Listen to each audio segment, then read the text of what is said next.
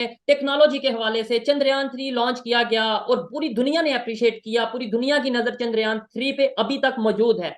Establishment जब सियासी लोगों को किरदार अदा करने देगी तो सियासी लोग जो है एक सॉफ्ट इमेज रखते होते हैं माशरे में भी और इंटरनेशनल लेवल पे भी उनकी एक साख होती है कि अगर किसी का नुकसान हो जाए तो दूसरे लोग पार्टी करते हैं, और हमारे यहाँ तो खासतौर पे पार्टी होती है। उस वक्त भी फवाद चौधरी साहब ने बड़े स्कीम थी और बड़े खुशी का इजहार किया था कि ये प्रोजेक्ट उनका फेल हुआ था, लेकिन अगर टाइम के साथ वो सुधर गए हैं और उन्होंने थोड़ी तमीज सीख ली है और अब वो अगर मुबारकबाद दे रहे हैं तो उनको चांस देना चाहिए मेरे ख्याल। ऐसा आपको क्या लगता है कब तक होगा? क्योंकि मुझे तो ये आने वाले अगले 10 सालों में मुमकिन नजर नहीं आ रहा। हमारे मुल्क के जो हालात हैं आपके सामने, तो मुझे तो नहीं लगता कि अगले 10 सालों में भी। अभी तक आपको किसी ने पाकिस्तान में गद्दार नहीं कहा है तो फिर आप थोड़ा सा एहतियात कीजिए। इसका मतलब है आप काम ठीक नहीं कर रहे हैं। तो पाकिस्तान में अगर किसी को गद्दार कहा जाए तो इसका मतलब है कि आप बिल्कुल सही रास्ते पर हैं। नमस्कार दोस्तों, आपको पता ही है भारत ने चंद्रयान 3 लॉन्च किया है और यह पाकिस्तान में वायरल हो रहा है। आपको पता होगा जब भारत ने चंद्रयान 2 लॉन्च किया था तो पाकिस्तानी मजाक उड़ा रहे थे क्योंकि वो सफल नहीं हो पाया था। इस बार चंद्रयान 3 है, उसका सफल लॉन्च हो गया है। बताया जा रहा है 40 दिन में चांद पर पहुंच जाएगा। आप देखिए पाकिस्तानियों ने क्या बोला इस पर। टेक्नोलॉजी के हवाले से चंद्रयान 3 लॉन्च किया गया और पूरी दुनिया ने अप्रिशिएट किया। पूरी दुनिया की नजर चंद्रयान 3 पे अभी तक मौजूद है। लेकिन इससे पहले जब चंद्रयान 2 की बात करें तो तब पाकिस्तान ने बहुत क्रिटिसाइज किया, इवन मीम्स बनाई। पाकिस्तान के जो उस टाइम के मिनिस्टर थे साइंस एंड टेक्नोलॉजी के, फवाद चौधरी साहब, उन्होंने बड़ा मतलब इस तरीके से तंज किया। आज वही कंग्रेचुलेशन कहते नजर आ रहे हैं इंडिया को।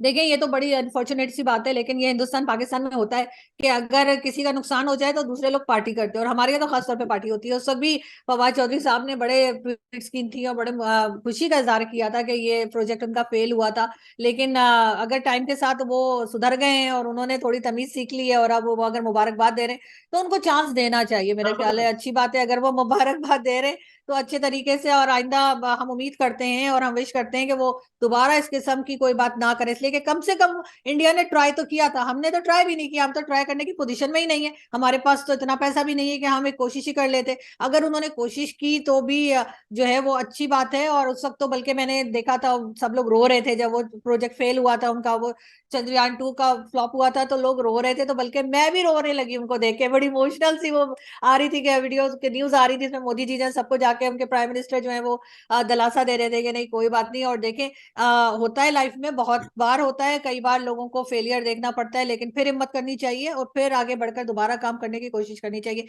ये भी हमको सीखना चाहिए इंडिया से।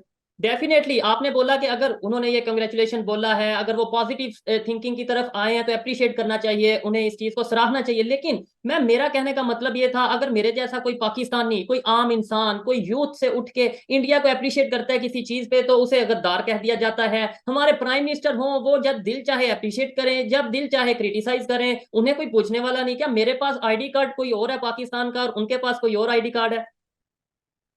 देखें अगर तो आपको गद्दारी का सर्टिफिकेट मिला है तो इसका मतलब है आप काम ठीक कर रहे हैं। अगर अभी तक आपको किसी ने पाकिस्तान में गद्दार नहीं कहा है तो फिर आप थोड़ा सा एहतियात कीजिए। इसका मतलब है आप काम ठीक नहीं कर रहे हैं। तो पाकिस्तान में अगर किसी को गद्दार कहा जाए तो इसका मतलब है कि आप बिल्कुल सही रास्ते पर हैं और आप ठीक काम करें, इसलिए उससे फिक्र करने की कोई जरूरत नहीं। बाकी जाहिर है कि जो लीडर्स हैं उनकी कुछ और जबान होती है, उनके लिए रूल भी अलग होते हैं। अभी आप देखें जो 9 मई का तमाशा चला था उसके बाद जो है वो कई लोगों को अरेस्ट करके जेल में डाला हुआ है, लेकिन इमरान खान साहब बाहर घूमते फिरते नजर आते हैं आपको। उनको बार बार अदालत भी छोड़ देती है और लोग भी कुछ नहीं कह रहे। तो जो आम पब्लिक है उसके लिए कानून कुछ और है और दूसरों के लिए कानून कुछ और है। वरना 9 मई का जो इंसिडेंट था उसका मास्टरमाइंड जब बार बार इमरान खान को बताया जा रहा है तो इमरान खान से भी सवाल जवाब होने चाहिए, उनको भी अरेस्ट किया जाना चाहिए था। लेकिन 102 लोग इस वक्त जो है मिलिट्री कोर्ट के केसेस भुगत रहे हैं और वो आम लोग हैं। तो और आप और हजारों की मैं भी आम तादाद में लोग हैं। ऐसे हैं जिन्हें बंद किया गया जेल में। बिल्कुल, तो वही बात है कि मैं और आप आम लोगों में आते हैं, इसलिए हमारे साथ कुछ भी हो कोई खास बात नहीं। हाँ ये जो बड़े लोग हैं इनकी जाहिर है, इनके लिए कानून अलग है। ऐसा आपको क्या लगता है कब तक होगा? क्योंकि मुझे तो ये आने वाले अगले 10 सालों में मुमकिन नजर नहीं आ रहा। हमारे मुल्क के जो हालात हैं आपके सामने, तो मुझे तो नहीं लगता कि अगले 10 सालों में भी हम इन कर्जों की सोच से बाहर निकल सकेंगे।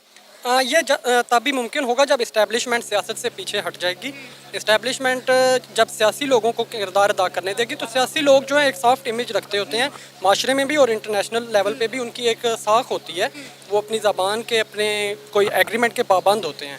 लाइक आप एक एग्जांपल ले लें कि अगर हमारे एक डिस्ट्रिक्ट का एमएनए है, तो अगर वो कुछ वोट लेके हमारे से इलेक्ट हो जाता है, अगर काम नहीं करता तो दोबारा उसने हमारे पास ही आना है। जबकि एक जनरल या कर्नल या कोई भी कैंटोनमेंट में बैठा हुआ शख्स है, वो अगर डिलीवर नहीं भी करता तो हम उस तक नहीं पहुंच सकते। इस चीज़ का फ़र्क है। तो जब पाकिस्तान में डेमोक्रेसी स्ट्रांग हो जाएगी, सियासी ताकतें जो है वो इस्टेब्लिशमेंट से ज़्यादा मजबूत हो जाएगी, तो यकीनन पाकिस्तान भी तरक्की करेगा और हमारा भी एक अच्छा इमेज जो है दुनिया के सामने जाएगा। आपको लगता है कि हमें बाकी मुस्लिम ममालिक की तरह इंडिया के साथ अपने ताल्लुकात बेहतर करने चाहिए, ख़ासकर अपनी अगर हम ट्रेड की बात करें वो खोलनी चाहिए, ताकि हम इंडिया के साथ लेन देन के मामला बेहतर करें? क्योंकि पाकिस्तान के हालात आपके सामने हैं। जब हमारा हमसाया मुल्क इतना स्ट्रॉन्ग है कि वो हर मुल्क उनके साथ बना कर रखे हुए और फ़ायदा हासिल करने के चक्करों में है, तो फिर हम होश के नाखून क्यों नहीं लेते? हम अक्लमंदी का मुजाहिरा करते हुए इंडिया के साथ ताल्लुकात बेहतर क्यों नहीं कर लगते? क्योंकि मुझे ये लगता है कि इस वक्त हमारे वक्त और हालात का तकाजा है कि हम कम से कम इंडिया के साथ अपने मामला जो है वो बेहतरी की तरफ लाएँ, कश्मीर को एक तरफ रख के। इसमें हम कश्मीर को एक तरफ रखे बगैर भी ताल्लुकात बेहतर कर सकते हैं। इसकी मिसाल हमारे सामने तुर्किया की है।